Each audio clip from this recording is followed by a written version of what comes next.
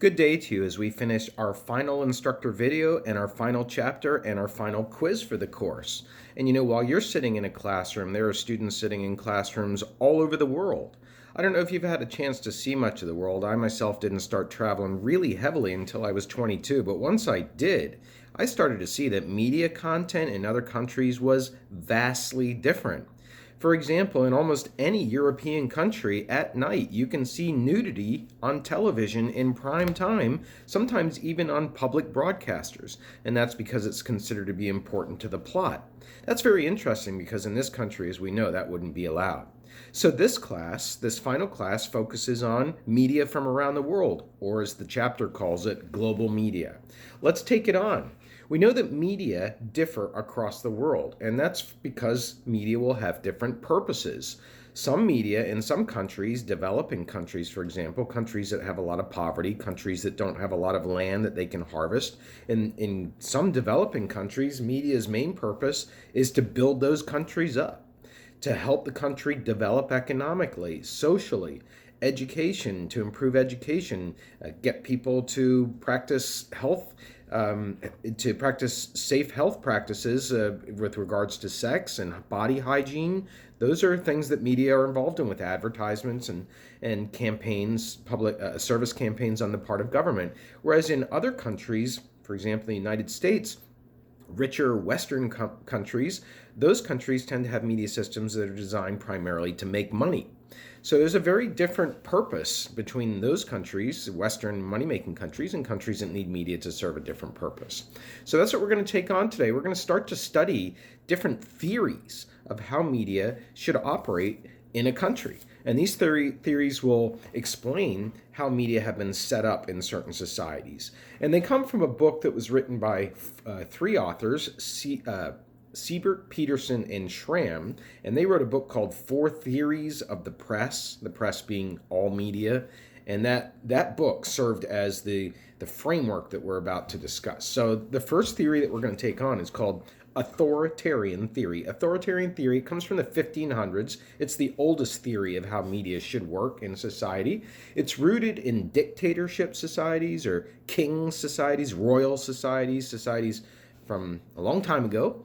And in those societies, the population was not that educated. We don't have the Gutenberg printing press yet. So those societies rely on politicians and kings and military dictators to act in their best interests. At least that's the thinking behind authoritarianism. So in authoritarian systems, you have a ruler. And usually that ruler, the king or the military commander, has a direct connection to a god. They're the connection between the common people and the god. So they have a kind of divine inspiration.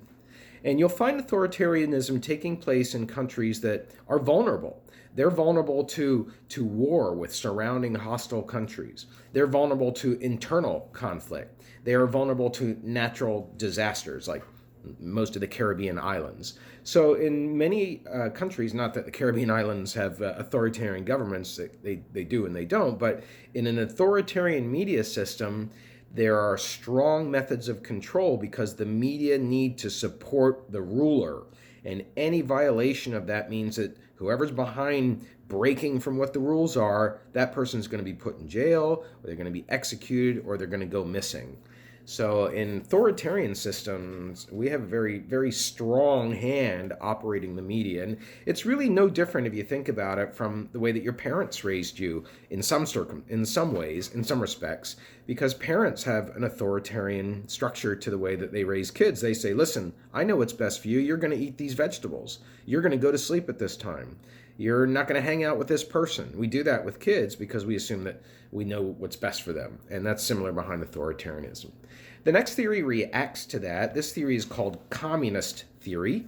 Communist theory grew up in a critique of authoritarianism in a way, but it positions media differently. Whereas media are in an authoritarian system privately owned, that means you can own the media privately, but you just have to obey the government's rules.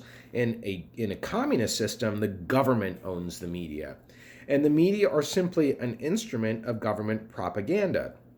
because there is no alternative political party to the Communist Party in a communist system. There's only one valid party, that's the Communist Party. So why have an alternate party? Therefore, the media serve the communist state. I saw this in China when I was there. I saw this with the exercise lady doing the hee, ah, ooh, ah. Every morning across China, where I was, in Shanghai University, the exercise lady on behalf of the government calling out those repetitions so that people can do sit-ups and push-ups and get fit in the morning. That's sort of communism right there. It's a kind of an intrusive, if you want to consider that intrusive, but at least in the sense the government has a strong role and it controls media in the same respect. In a communist system, the idea is to elevate the public tastes. Don't just let media entertain people. Don't just pander to their need for sensationalism and drama. Elevate the taste. Give them a chance to be exposed to opera. Give them a chance to be exposed to symphony. Give them a chance to be exposed to the high arts. That's what media are supposed to be doing in a communist system. And in a communist system, media can be censored. Yeah, because again, you do not have any criticism of the government, just like authoritarianism, because there is no legitimate criticism of a communist political structure. It's the only legitimate system.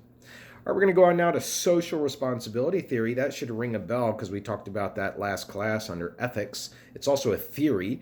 And social responsibility theory is saying that media have a heightened position in society. They have a privileged position. They have a lot of status, and therefore they have responsibilities. And we talked about some of these ideas earlier, that the media should, for example, be a watchdog on government, make sure that the government is not corrupt, and the media needs to report on that. But also the media should not promote cynicism, like we talked about earlier, not just bad news all the time. Balance the bad news with the good news. Ultimately, in a social responsibility theory framework, the media are in charge of themselves and they are going to police themselves. Government will only get involved if there is somebody that is not playing on an even playing field. They have an unfairness. So the government's kind of like a referee that throws that yellow flag in the social responsibility theory. Let's go to the next theory, the one that most closely fits the United States. I skipped it in my order here, so I'm backtracking a bit. It's the Libertarian Theory. The Libertarian Theory is that the media do not belong to the government, but the media are a separate institution. And it assumes that people are moral and are rational decision makers so that they can distinguish between truth and falsity. So let the media, just don't worry about the media saying things that need to be censored. Just let it go, except with obscenity, of course. And think of it as a marketplace of ideas, the media. That's what it all is. And let the good ideas win out by virtue of who votes for those ideas by watching TV programs, by purchasing newspapers, by going to websites.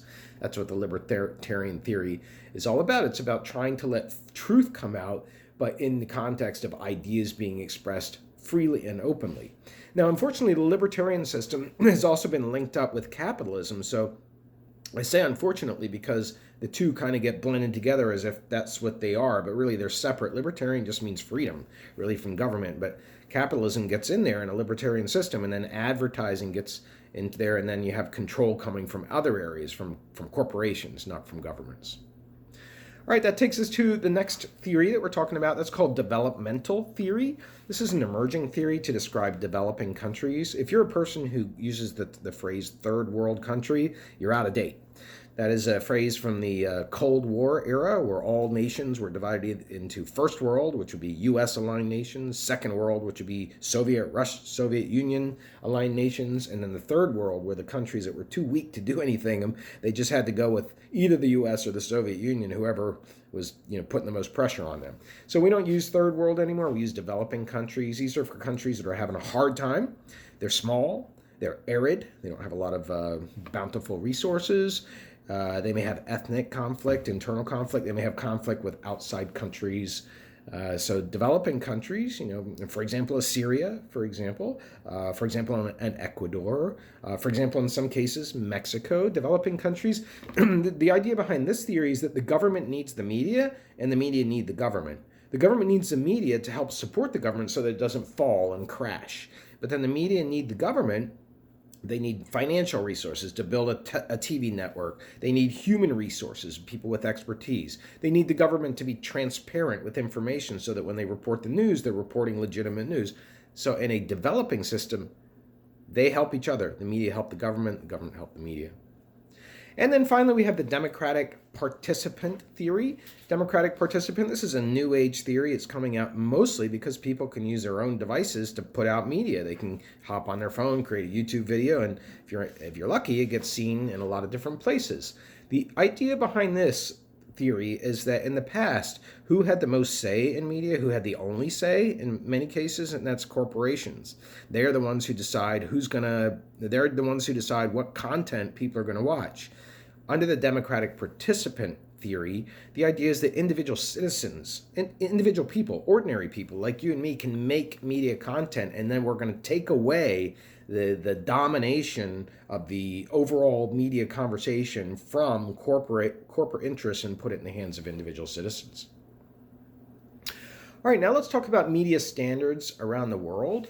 And what we try to do when we apply media standards is we try to figure out who has the control in a country over the media industry.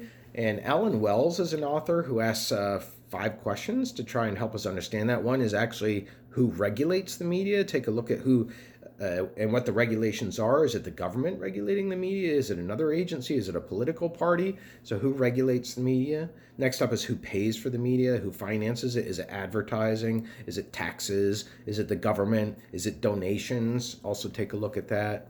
And then next up is programming goals. What are the goals of the programming? Is it to educate? Is it to entertain? Is it to agitate? Is it to promote? Is it to sell? And then also, who is the target audience? Who's the target? Is it elite people, just trying to reach those people who are educated? Is it the masses? Or is it specialized audiences, an ethnic audience or an audience defined by age? And then finally, what is the feedback mechanism that the media receive? Is it from ratings? Is it from tweets? Is it from people calling in and leaving voicemail messages? What's the feedback mechanism? So now as we take a look across the world, I'm going to let you read that material on your own and see if it resonates with any of the experiences that you've had in your past travels, or perhaps even people in your family who have talked about the countries that are discussed in the book widely in terms of how the media differ across the world. But in the meantime, this is going to now wrap up our final instructor video. I hope that you've enjoyed Intro to Mass Media. If you want to introduce yourself sometime in the fall, I'm in Monroe 322. If you're interested in the communication major, I'm more than happy to help advise you. We have a very flexible minor as well. I do want to point your attention, if you're interested in the material for this particular class, Global Media, I also teach a class called Comparative Media. I'm teaching that class in Mazatlan, Mexico in the summer of 2020. I taught that class in Mexico this summer. I took 9 students with me. They had a blast. Their rooms were in a hotel with a balcony on the beach, and then the classroom was right downstairs. So if you're interested in taking a course that studies media from around the world but has a particular focus on Mexican media, where I've done a lot of original research and was hired actually by the U.S. Embassy to conduct workshops for Mexican journalists, then please contact me about that course. In the meantime, have a great rest of the summer.